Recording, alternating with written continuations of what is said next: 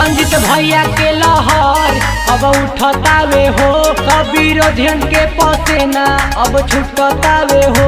संजीत भैया के लहर अब उठतावे हो, सब विरोधियन के पसेना अब छुटतावे हो। घूमी घूमी सबको बता देना है, घूमी घूमी सबको बता देना है। विधान कुर्सी सभा से जिता देना है, विधान कुर्सी सभा से जिता देना है। संजीत भैया को विधायक बना देना है, संजीत भैया को विधायक बना देना है। हमारा सेवक कैसा हो, संजीत भैया जैसा हो। संजीत भैया जिंदाबाद जिंदाबाद जिंदाबाद। आपका विधायक कैसा हो, संजीत भैया जैसा हो। संजीत भैया जिंदाबाद जिंदाबाद जिंदाबाद। सबका से अच्छा सबका से साचा, बाड़े अपन परते आसीन हो। बुझला चाचा, तनी ध्यान देवे के बा। सबका से अच्छा सबका से साचा, बाड़े अपन परते आसीन हो।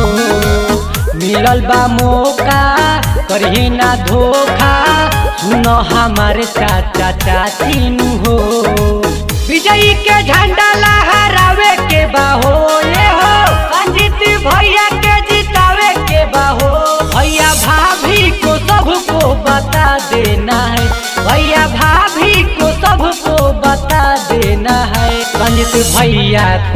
संजीत भैया को विधायक बना देना है, संजीत भैया को विजयी बना देना है।